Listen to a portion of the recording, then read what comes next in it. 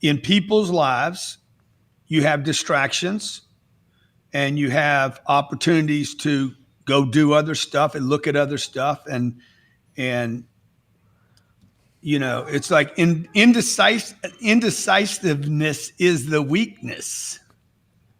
And it's like, look, you guys want to be hoodwinked by the COVID. You want to be hijacked by the election. You want to be thrown off because of somebody's comments about you. Like the universe will send you endless numbers of distractions. A guy sent me something this morning from Fox News about this guy that was arrested. I'm like, why are you passing this on to me?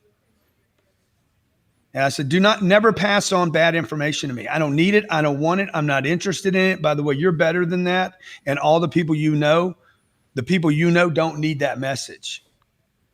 And at the same time, by the way, he sent it to a friend of mine, another friend of mine. My wife got it, but nobody said, stop it. So again, you see that, like stop the distraction, stop the noise. And if you don't say no to it, it will continue.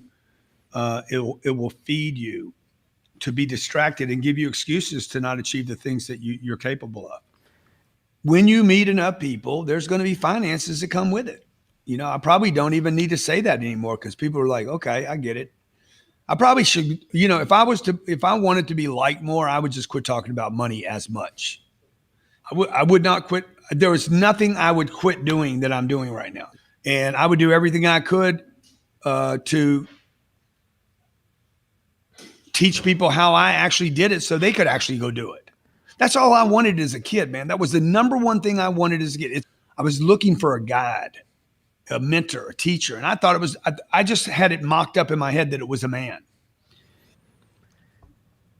Grant, I think many see you oftentimes as almost like a contrarian. You know, there's what is commonly believed, and then oftentimes you say it almost in the complete opposite way. Like cash is king. Nope. Cash flow is king. And it's about so many different concepts. It's almost as if like you dissect things that you see in the world, and then you look at it and say, well, that traditional model doesn't really work, right? So yeah. I'm just curious as to how you go about that process. I am a student of observation. When something doesn't work for me, I'm like, okay, well, maybe I did it wrong. And I'm always going to be the responsible one. I did it wrong. I did it wrong. I did it wrong. And I'm like, shit, if I never get this right, something's wrong with the formula. Because I ain't stupid. Saving money is one of them. Dude, saving money is stupid. It is ridiculous. The only thing that ever happens to people that save money is they end up losing it. It ends up getting lost. It ends up getting stolen. It ends up getting burnt, or it ends up going down in value. But it's never going to get bigger. You save money at the bank, it ain't getting bigger, period. Who does that benefit? We've all been told, save your money, save your money, save your money. Who does that really benefit? I remember I read the blackjack book, How to Play Blackjack, right? I knew that book. I knew every card to hit. And then I realized everybody at the table had read the same damn book. Everybody's staying on 16s. Then this Chinese dude comes in, and this freaking guy's banging 16s against 9s, or 16s against 7s, 6s and 5s and 4s. Everything he shouldn't do, he's doing. He's splitting 10s. And I'm like, and he's making all the money. He was the only one not playing by the book. And so I just think that everybody should buy a house. Maybe not. Maybe not. Okay. Because the wealthy guys never talk about the house they bought. Warren Buffett owns one house.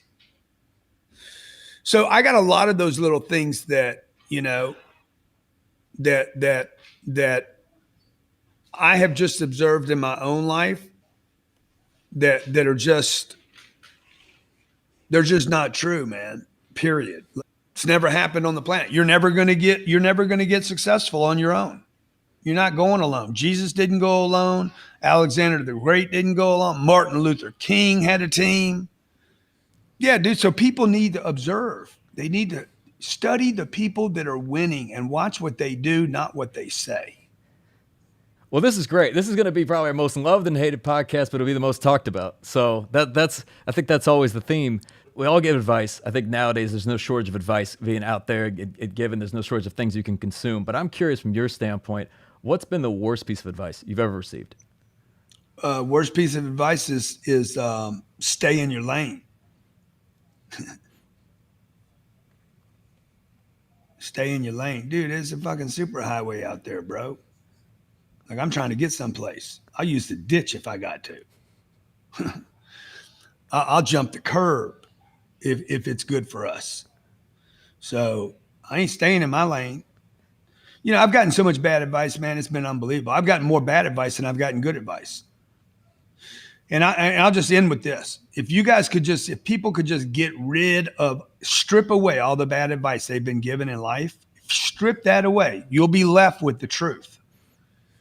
And if you're not winning in life, it is because you are disconnected from the truth. If you're not winning in finances and anywhere in your life, there is something that is false on the line.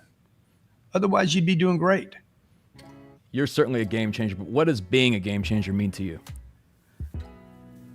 You know, I don't think about that a lot. I'm not trying to change things for other people. I'm really trying to change the conditions for myself. I'm just trying to change my game so that I'm still excited about waking up tomorrow and playing the game.